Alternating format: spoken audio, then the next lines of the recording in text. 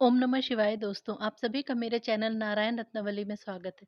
दोस्तों, आज की इस वीडियो में मैं आपको भगवान शिव के 12 ज्योतिर्लिंगों की उत्पत्ति के बारे में बताने जा रही हूँ। हिंदू धर्म शास्त्रों में 12 ज्योतिर्लिंगों के दर्शन को ही बहुत पुण्यदायक माना गया है। कहते हैं कि अगर व्यक्ति रोज 12 ज्योतिर्लिंगों की स्तुति करे तो उसके सारे पाप और कष्ट सब दूर हो जाते हैं। दोस्तों, आपको वीडियो अच्छी लगे तो कृपया कर मेरे चैनल को लाइक शेयर सब्सक्राइब करें और कमेंट सेक्शन में जाकर सावन के पवित्र महीने में एक बार ओम नमः शिवाय जरूर लिखें। तो आइए जानते हैं 12 ज्योतिर्लिंगों की उत्पत्ति की कथा। पहला, सोमनाथेश्वर की उत्पत्ति, जिसे सोमनाथ भी कहते हैं।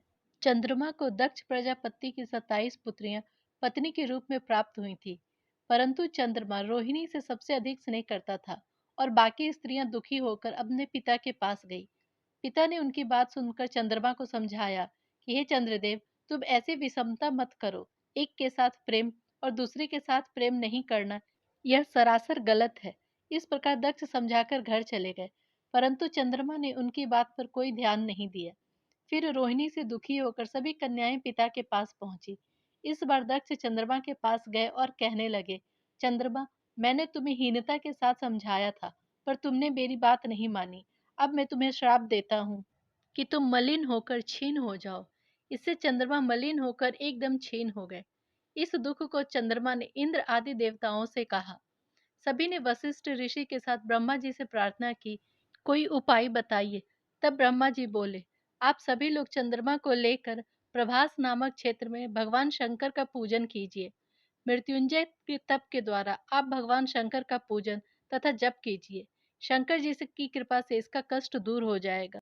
सभी देवताओं और ऋषियों ने प्रभास क्षेत्र में जाकर सभी तीर्थों का आह्वान कर शिव पूजन करके जप करवाया। 10 करोड़ जप पूरा होने पर भगवान शंकर प्रकट हुए और चंद्रमा को वर मांगने को कहा। तब चंद्रमा ने अपनी क्षीणता न होने का वरदान मांगा। तब भगवान शंकर ने कहा, तुम्हारा दक्ष प्रजापति का श्राप तो नहीं हटाया जा सकता, परंतु इतना कर सकता हूँ कि कृष्ण पक्ष के 15 दिन तुम छीन रहोगे और शुक्ल पक्ष में तुम बढ़ते रहोगे। यह सुनकर चंद्रमा बहुत प्रसन्न हुआ और सभी देवता भी प्रसन्न हुए। सभी शंकर भगवान की स्तुति कर प्रणाम करके अपने स्थान को जाने लगे। तभी वहां पर सोमेश्वर नाम से शिव की पूजा तथा उसी स्थान पर पार्वती सहित शिव को विराजमान करने की प्रार्थना करके वरदान प्राप्त किया। वहीं एक कुंड बनाया गया, जिसका नाम चंद्रकुंड रखा गया। इस कुंड में स्नान करने से सभी पाप दूर हो जाते हैं। यही सोमनाथ महादेव की महिमा है। दूसरा, मल्लिका अर्जुन की उत्पत्ति। पार्वती जी के बड़े पुत्र कार्तिकेय अपने विवाह के विषय में शिव के कथनानुसार जब पृथ्वी की परिक्रमा करके आए, तो रास्ते में ही नारद जी ने उन्हें बहका दिया कि तुम्हारे पिता शंकर भगवान ने तुम्हारे साथ अच्छा व्यवहार नहीं किया है। तुम्हें तो पृथ्वी की परिक्रमा करने को भेज दिया और पीछे से अपने छोटे पुत्र गणेश का विवाह कर दिया। यह सुनकर कार्तिकेय जी क्रोध में आ गए और वे क्रोधित होकर वहां से लौटकर चले गए। माता पार्वती और शिव जी के बार बार कहने पर भी वे वापस नहीं आए। कार्तिकेय जी क्रौंच पर्वत पर चले गए। पार्वती जी पुत्र के वियोग में रोने लगी। शिव और पार्वती जी दोनों उन्हें लेने के लिए क्रौंच पर्वत पर गए, पर जैसे ही उन्हें शिव पार्वती के आगमन की बात पता चली, वो सुनकर वहां से 200 योजन दूर चले गए। कुमार के वहां से चले जाना यह सुनकर शंकर जी और पार्वती जी वहां ज्योतिर्लिंग के रूप में विराजमान हो गए और यह ज्योतिर्लिंग मल्लिका अर्जुन के नाम से प्रसिद्ध है। तीसरा, महाकालेश्वर की उत्पत्ति। अवंती नाम की नगरी में एक शिव भक्त ब्राह्मण रहा करते थे। वे नित्य ही विधि पूर्वक पार्थिव शिव की पूजा किया करते थे। शिव की कृपा से उस ब्राह्मण को धन धान की कोई कमी नहीं थी। सभी प्रकार के सुख भोग कर वे अंत में शिव के परम पद को प्राप्त हुए। उस ब्राह्मण के 4 पुत्र थे, देवप्रिय, मेधाप्रिय, सुकृत और धर्मबाहु। इन पुत्रों के आचरण भी अपने पिता के समान ही थे। वहीं उनके पास एक रत्नमाला नाम का पर्वत था। उस पर दूषण नाम का एक राक्षस रहा करता था। उसने तप के द्वारा ब्रह्मा जी से वर प्राप्त कर लिया था और अपने बल पराक्रम से उसने तीनों लोकों को जीत लिया था। वह धर्म का नाशक और देवताओं को पीड़ित करने लगा था। एक दिन वह अवंतीपुरी भी आ पहुंचा। उसने अपने प्रमुख 4 दानवों को बुलाकर कहा कि मैंने अपने बल से त्रिलोकी को वश में कर लिया है, पर फिर भी शिव भक्त ब्राह्मण मेरे अधीन नहीं है। तुम जाकर सभी ब्राह्मणों को इकट्ठा करो, उन्हें मेरी आज्ञा सुनाओ, यदि वे मेरी आज्ञा पर चले तो ठीक है, और नहीं तो उन्हें दंड दो। तब वे दूर जाकर उपद्रव मचाने लगे। प्रजा के लोग दुखित हो गए, किंतु ब्राह्मणों पर इसका कोई असर नहीं पड़ा। प्रजा के लोग ब्राह्मणों के पास जाकर प्रार्थना करने लगे, हे देव, हम आपकी शरण में हैं। मालूम नहीं ये दानव कहाँ से आकर उपद्रव मचा रहे हैं। इन्होंने बहुत से नगरवासियों को मार दिया है, आप हमारी रक्षा करें। ब्राह्मण बोले, हमारे पास कोई अस्त्र शस्त्र नहीं है, ना कोई बल और पराक्रम है कि इन दैत्यों को नाश कर सके। हम तो भगवान शंकर का आश्रय लेकर यहाँ रह रहे हैं, उन्हीं की कृपा से हमारी रक्षा हो रही है। इतना कहकर वो चारों ब्राह्मण अन्य ब्राह्मणों को साथ लेकर नियम पूर्वक शिव पूजन में लग गए। इतने में चारों दैत्य भी वहां पहुंच गए। सभी नगर निवासियों और ब्राह्मणों को देखकर कहने लगे कि इन्हें पकड़ लो, किंतु ब्राह्मण निर्भय होकर शिव पूजा में लगे रहे और प्रजा के लोग भागने लगे। ब्राह्मणों को पकड़ने के लिए जैसे ही राक्षस आगे बढ़े, वैसे ही पार्थिव लिंग के नीचे की भूमि भयंकर शब्द के साथ फट गई। वहां भगवान शंकर प्रकट हुए और उन्होंने दैत्यों को मार दिया। ब्राह्मण पुत्र से वरदान मांगने को शिवजी ने कहा। ब्राह्मण बोले, यदि आप हम पर प्रसन्न हैं, तो हमारा आवागमन छुड़ाकर अपने चरणों में स्थान दीजिए और इस स्थान पर आप सदा के लिए निवास कीजिए और सभी की मनोकामनाएं पूर्ण कीजिए। इस प्रकार सदाशिव उन ब्राह्मणों को मनोवांछित सिद्ध फल देते हुए महाकालेश्वर के नाम से वहां विराजमान हुए। महाकालेश्वर भगवान सभी के पाप को दूर करते हैं। चौथा, ओंकारेश्वर की उत्पत्ति। प्राचीन काल की बात है। नारद मुनि ने गोकर्ण नामक शिवजी की पूजा की। फिर वे विंध्याचल पर्वत पर पहुंचे। विंध्याचल पर्वत ने नारद जी की भली भांति आदर सत्कार की। उसके बाद न विंध्याचल को अभिमान हो गया। नारद जी ने कहा, हे विंध्य, इसमें संदेह नहीं कि तुम सर्वश्रेष्ठ हो। तुम्हारे में ही सर्व पर्वत व्याप्त है, लेकिन तुम सुमेरु नहीं हो। सुमेरु सभी पर्वतों में श्रेष्ठ है। तुम सभी गुणों से संपन्न होकर भी उसके सामने छोटे हो। नारद जी की यह बात सुनकर विंध्यराज व्याकुल हो गए और अपने जीवन को धिक्कारने लगे कि मेरा तो जीवन ही व्यर्थ है, मैं निंदा का पात्र हूँ। अब मैं भगवान शंकर की आराधना किया करूंगा। इस प्रकार उसने ओंकारेश्वर क्षेत्र में जाकर शिव जी का पार्थिव लिंग बनाया। वहां स्थापित कर 6 महीने तक लगातार उसी के द्वारा विधि पूर्वक पूजन करता रहा।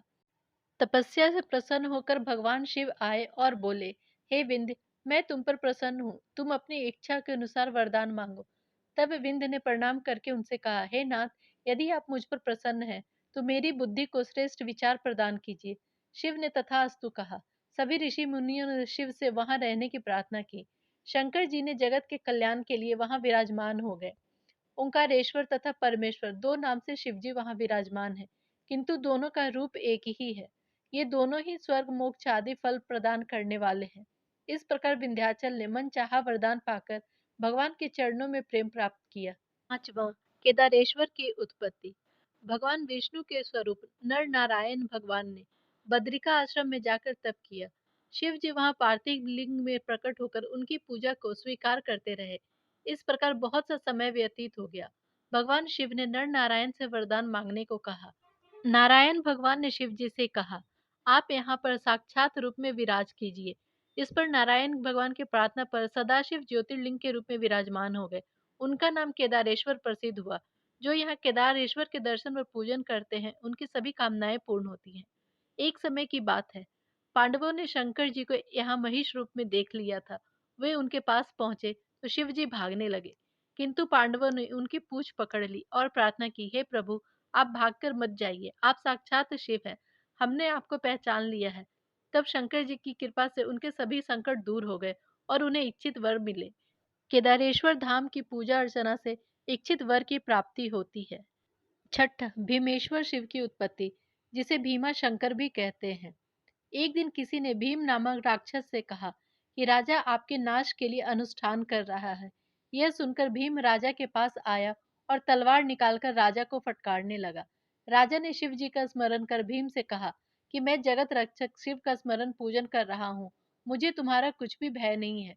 यह सुनकर राक्षस बोला, वह शिव मेरा क्या बिगाड़ लेगा, उसे मैं अच्छी प्रकार जानता हूँ। इस प्रकार कहकर उसने शिव जी पे तलवार मारी। तभी शिव जी वहां पार्थिव लिंग से प्रकट हो गए। उन्होंने उसकी तलवार और त्रिशूल को काट कर फेंक दिया तथा उससे घोर संग्राम करने लगे। शिव गणों ने भी राक्षसी सेना से घोर युद्ध किया। उस युद्ध से पृथ्वी, वन, पर्वत सभी कांप उठे। फिर नारद जी की प्रार्थना पर शिव जी ने हुंकार के द्वारा अग्नि उत्पन्न की। उस अग्नि ने भीम को भस्म कर दिया।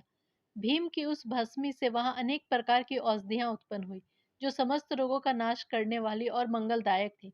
उसके बाद ऋषि मुनियों तथा देवताओं ने शिव जी से प्रार्थना की और कहा, हे नाथ, आप चराचर जगत के कल्याण के लिए इसी जगह पर विराजे। तब से शिव जी वहां विराजमान हो गए और उसका नाम भीमा शंकर पड़ा। वे संसार के कल्याण कारक और दुख नाशक है। सातवां, काशी विश्वनाथ की महिमा। एक बार पार्वती जी ने शंकर जी से काशी में स्थित अविमुक्तेश्वर लिंग की महिमा को पूछा था। तब शंकर जी ने कहा, सभी जीवों को भक्ति देने वाला परम पवित्र काशी धाम ही है। यह मेरा स्थान है। इस काशीपुरी में किसी भी अवस्था में किसी की मृत्यु हो तो उसे मोक्ष की प्राप्ति हो जाती है। यह धाम मेरा काशी अत्यंत गोपनीय है। जिस मुक्ति के लिए योगी जन जन्म जन्मांतर तक तपस्या करते हैं, वही मुक्ति काशी में मरने पर प्राप्त हो जाती है। यहाँ पर मृत्यु पाकर आवागमन के चक्कर से छूट जाते हैं। जो भी मनुष्य काशी में रहकर मेरी पूजा अर्चना ध्यान स्मरण और तप करते हैं, वो लोग मेरे ही स्वरूप में मिल जाते हैं। इस तीर्थ में जिन्होंने पूर्व जन्म में काशीपुरी का निवास किया है, वही दूसरे जन्म में काशी में मृत्यु पाते हैं। यहाँ गंगा स्नान से सभी कर्म बंधन नष्ट हो जाते हैं। किसी पुण्य प्रताप से ही काशी का वास मिलता है। यह क्षेत्र चारों दिशाओं में सभी ओर 5 कोस तक फैला हुआ है और इसमें कहीं भी मर जाने पर प्राणी को अमृत की प्राप्ति होती है। आठवां, त्र्यंबकेश्वर की उत्पत्ति और महिमा। एक बार ऋषि गौतम और उनकी पत्नी अहिल्या ने मिलकर भगवान शिव की पूजा की। उनकी तपस्या से प्रसन्न होकर भगवान शंकर अपने गणों के सहित प्रकट हो गए। उन्हें बार बार प्रणाम कर गौतम जी स्तुति करने लगे, हे स्वामी, मुझे इस गौ हत्या के पाप से छुटकारा दिलवाइए। इस प्रकार स्तुति करने से प्रसन्न होकर भगवान शिव कहने लगे, गौतम, तुम तो निर्दोष हो। ये तो उन दुराचारी पाखंडियों की माया थी जिससे तुम्हें इतना दुख भोगना पड़ा। उन दुष्ट आत्माओं ने मेरे साथ बुरा तो किया है, परंतु यह भी मेरे लिए भला हो गया कि मुझे आपके दर्शन हो गए प्रभु। शंकर जी ने प्रसन्न होकर उन्हें वरदान मांगने को कहा।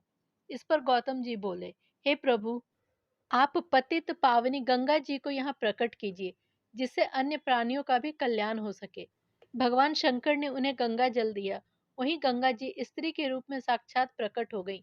गौतम जी ने उनको प्रणाम किया और बार बार उनकी स्तुति करते हुए बोले, हे माते, आप सदा के लिए यहाँ पर निवास कीजिए। गंगा जी ने कहा, यह तभी संभव है जब भगवान भोलेनाथ पार्वती के साथ सशरीर धारण करके यहाँ मेरे समीप रहें, संसार में मेरी कीर्ति हो, तभी मैं पृथ्वी पर रह सकती हूँ। तब भगवान शंकर वहां त्र्यंबकेश्वर नाम से और गंगा जी गौतमी गंगा के नाम से वहां पे विराजी हैं। गौतमी गंगा जी पर तो पुष्कर राज सरोवर तीर्थ तथा विष्णु आदि सभी देवता निवास करते हैं। ये परम पवित्र कल्याण करने वाली हैं। नौवां, वैद्यनाथ धाम। प्राचीन काल में राक्षस राज रावण ने शिव जी को प्रसन्न करने के लिए बहुत आराधना की, पर शिव जी उससे प्रसन्न नहीं हुए। फिर उसने एक गड्ढा खोदकर उसमें अग्नि स्थापित की और घोर तपस्या करने लगा, पर फिर भी सफलता नहीं मिली। फिर वह अग्नि में अपने मस्तक को काट काट कर चढ़ाने लगा। अंत में वह अपना 10वां मस्तक काट कर चढ़ाने ही जा रहा था, तभी शंकर भगवान प्रसन्न हो गए, उसे वरदान दिया और उसके मस्तक भी ज्यों के त्यों कर दिए। फिर रावण ने भोलेनाथ से प्रार्थना करते हुए कहा, हे नाथ, यदि आप मुझ पर प्रसन्न हैं तो मेरे साथ लंका चलिए और मुझे कृतार्थ कीजिए। शिव जी बोले, हे लंकेश्वर, तुम मेरे ज्योतिर्लिंग को अपने साथ ले जाओ, किंतु मार्ग में कहीं रखना नहीं, नहीं तो यह वहीं स्थिर हो जाएगा। रावण बड़ी खुशी से उसे ले जाने लगा। उसे चलते चलते लघु शंका लगी। उसने उस शिवलिंग को एक ग्वाले को थमा दिया। ग्वाले ने कुछ देर उसे थामे रखा, परंतु बहुत अधिक भारी होने के कारण वह संभाल नहीं सका। अंत में पृथ्वी पर रख दिया। उसके बाद शिवलिंग वहीं पर स्थिर हो गया। फिर रावण शिव स्तुति करके लंका में चला गया। 10वां, नागेश्वर ज्योतिर्लिंग। प्राचीन काल की बात है। एक दारुक नामक दानव था। उसकी स्त्री का नाम दारुका था। दोनों स्त्री पुरुष दुर्गा जी के दिए हुए एक सुंदर वन में रहा करते थे। वहां के निवासी दोनों राक्षस और राक्षसी के उपद्रवों से बहुत दुखी हो गए। सब मिलकर औरव नामक ऋषि के पास पहुंचे और उन्हें अपना दुख सुनाया। और वे ऋषि बोले, आप लोग डरो मत। जब भी राक्षस जीवों की हिंसा और यज्ञ विनाश करने लगेंगे, तभी इनकी मृत्यु हो जाएगी। इसी प्रकार ऋषि ने धैर्य देकर जगत के कल्याण के लिए तपस्या करना शुरू कर दिया। देवता लोग यह जानकर कि और वे ऋषि ने राक्षसों को श्राप दे दिया है, वे सभी युद्ध करने आ गए। भारी युद्ध होने लगा। दारुका राक्षसी ने अपने पूर्वकालीन वरदान के प्रभाव से इस नगर को उठाकर समुद्र में स्थापित कर दिया। राक्षस लोग वहां सुखी पूर्वक रहने लगे। एक दिन दारुका भूमि पर आ गई। उसने देखा एक डोंगी असंख्य मनुष्यों से भरी हुई समुद्र में तैरती हुई आ रही है। तब उसने राक्षसों को बुलाकर उन सभी को कैद करा लिया। उन सभी कैदियों में एक सुप्रिय नामक वैश्य भी था। उसने जेल खाने में रहकर शिव पूजन करना शुरू कर दिया, क्योंकि शिव ही इस दुख से छुड़ाने वाले हैं। इस वैश्य के उपदेश से सभी लोग शिव पूजा करने लगे।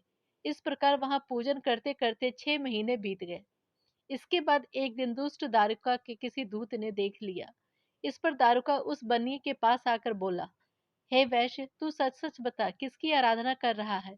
इसको तू किस लिए कर रहा है? यदि सच बता देगा तो मैं तुझे छोड़ दूंगा, नहीं तो मैं तुझे मार डालूंगा। परंतु वैश्य ने कोई उत्तर नहीं दिया। राक्षस उसे मारने के लिए तैयार हुआ। वह वैश्य इस संकट को आया देखकर आंखें मूंद कर शिव जी की स्तुति करने लगा। हे त्रिलोकीनाथ, मैं आपकी शरण में हूँ, मेरी रक्षा कीजिए। तभी भगवान शंकर वहां प्रकट हो गए। उन्होंने सभी राक्षसों का नाश कर दिया। दारुक के मर जाने के बाद उसकी पत्नी दारुका दुर्गा जी के पास गई और अपने वंश की रक्षा के लिए तथा परिवार की रक्षा के लिए प्रार्थना करने लगी। तब शिव पार्वती दोनों ही उस स्थान पर ज्योतिर्लिंग के रूप में रहने लगे।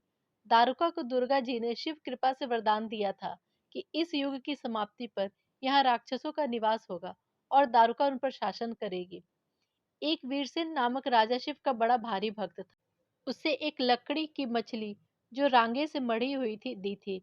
उस योग शक्ति द्वारा शक्ति संपन्न करके कहा था, तू इस मछली के सहारे सेना समेत शिविर में पहुंच जाएगा। वहां जाकर तू नागेश्वर नामक मेरे लिंग का पूजन करना और उससे तुझे पाशुपात अस्त्र की प्राप्ति होगी। उससे तू दानवों का नाश कर पाएगा। मेरे इस दर्शन से तुझे किसी प्रकार की कमी नहीं होगी। ऐसा कहकर शिवजी अंतर ध्यान हो गए। इस प्रकार वरदान पाकर नागेश्वर की पूजा करके राजा वीरसेन सामर्थ्यवान हुआ और दानवों का संहार करने में सफल हुआ। 11वां रामेश्वरम ज्योतिर्लिंग। भगवान रामचंद्र जी पिता की आज्ञा से जब वन में आ गए, तब उनकी पत्नी सीता जी को रावण चुरा कर ले गया। इसका पता हनुमान जी ने लंका में जाकर लगाया। फिर रामचंद्र जी को उनका संदेश सुनाया। राम जी वानरों की सेना लेकर समुद्र तट पर पहुंचे। वहां समुद्र को देखकर विचार करने लगे कि इस अथाह जलराशि को मैं वानरों के साथ कैसे पार करूंगा। वहां पर वह पार्थिव शिवलिंग स्थापित करके पूजन करने लगे तथा समुद्र पार जाने के लिए शिव की प्रार्थना करने लगे। इससे शिव जी उस लिंग से प्रकट होकर राम जी से वर मांगने को कहा। राम जी ने उन्हें प्रणाम करके रावण से विजय का वरदान मांगा। शिव जी ने कहा, तुम्हारा परम कल्याण होगा तथा युद्ध में तुम्हारी विजय निश्चित है। फिर रामचंद्र जी ने शिव जी से प्रार्थना की कि हे प्रभु, आप जन कल्याण के लिए इसी शिवलिंग में सदा विराजमान करें। शिव जी तथास्तु कहकर उसी में प्रविष्ट हो गए। तभी से इसका नाम रामेश्वर पड़ गया। वे शिव भक्ति और मुक्ति के दाता हैं। जो इन पर गंगा जल चढ़ाते हैं उनको परम गति की प्राप्ति होती है। 12वां घुश्मेश्वर ज्योतिर्लिंग की उत्पत्ति। दक्षिण दिशा में देव नामक एक सुंदर पर्वत था। उसके पास सुधर्मा नामक एक ब्राह्मण रहा करता था।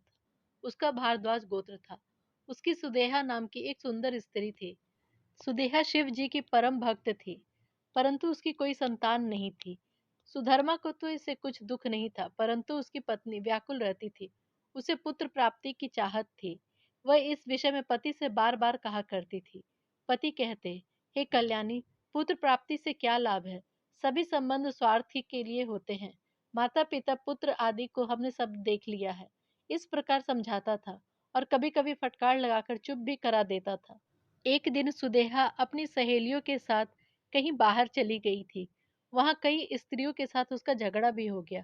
उस झगड़े में कई स्त्रियों ने उससे कहा, अरे बांझ, तू इतना अभिमान किस बात का करती है? हम जानते हैं कि तू पैसे वाली है, धन वाली है, किंतु तेरे इस पैसे धन को तो राजा छीन लेगा।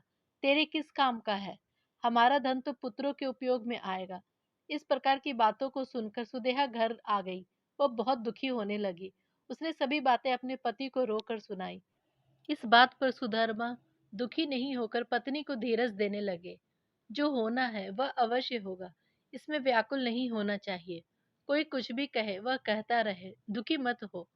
तब सुदेहा बोली, या तो पुत्र किसी प्रकार उत्पन्न करो या मुझे मार डालो, नहीं तो मैं स्वयं ही मर जाऊंगी। इस प्रकार पत्नी की व्याकुलता देखकर सुधर्मा ने शिव जी का ध्यान करते हुए दो पुष्प अग्नि की ओर फेंके। इन दोनों में से दाहिना पुष्प पुत्र देने वाला है। यह मन में विचार करके पत्नी से बोले, तुम इनमें से एक पुष्प उठा लो। पत्नी ने शिव की माया से बाईं ओर का पुष्प उठा लिया। इस पर सुधर्मा पत्नी से बोले, हे कल्याणी, अब तुम पुत्र की कामना छोड़ दो, भगवत भजन में लग जाओ। हमारे भाग्य में पुत्र की प्राप्ति नहीं है। इस प्रकार पत्नी को समझा बुझाकर सुधर्मा शिव पूजन में लग गए। कुछ समय के बाद सुदेहा ने फिर कहा, यदि मेरे गर्भ से पुत्र उत्पन्न नहीं हो रहा तो आप दूसरा विवाह कर लीजिए। सुधर्मा बोले, मुझे इस विवाह की विपत्ति में मत डालो, और सुधर्मा ने विवाह के लिए मना कर दिया। फिर भी सुदेहा ने अपनी छोटी बहन को अपने घर में बुलाकर उसके साथ विवाह करने का अपने पति से निवेदन किया। इस पर सुधर्मा ने कहा, हे कल्याणी, इस झंझट में मुझे मत डालो, क्योंकि यदि इससे पुत्र उत्पन्न हो भी जाएगा तो तुम आपस में विरोध करने लगोगी, जो किसी के लिए अच्छा नहीं होगा। तब सुदेहा हाथ जोड़कर पति से बोली, यह मेरी बहन है, मैं इसके साथ विरोध क्यों करूंगी। सुदेहा ने जबरदस्ती अपने पति का विवाह अपनी छोटी बहन से करवा दिया। उसके बाद सुधर्मा ने विवाह के बाद पत्नी से कहा, यह तुम्हारी बहन तुम्हारी सौत है, तुम इसे प्रसन्न रखना। तब दोनों बहन सुखपूर्वक रहने लगी। घुसमा अपनी बड़ी बहन की आशा से नित्य प्रति 101 शिवलिंग का षोडोपचार करने लगी। पूजा करके उसे तालाब में विसर्जन करके आती। इस प्रकार उसकी संख्या 1 लाख तक पहुंच गई। तब भगवान शंकर ने प्रकट होकर उसे सुंदर गुणवान पुत्र का वरदान दिया। शिव जी की कृपा से उसे गुणवान तेजस्वी पुत्र हुआ। पुत्र पाकर सुधर्मा बहुत प्रसन्न हुए, किंतु बड़ी बहन छोटी बहन घुष्मा से ईर्ष्या करने लग गई। घुष्मा का पुत्र बड़ा हो गया। तब सुधर्मा ने उसका विवाह श्रेष्ठ ब्राह्मण कन्या के साथ कर दिया। घुष्मा ने प्रेम वश पुत्र तथा पुत्र वधु को अपनी बड़ी बहन सुधेरा के चरणों में गिराया और कहा, ये आपके ही पुत्र और पुत्र वधु हैं। बहू से बोली, हे पुत्री, ये तेरी सास है, इसकी तू सब प्रकार से सेवा करना। इसके बाद वह शिव पूजन में लग गई। परंतु सुदेहा की ईर्ष्या बढ़ने लगी थी।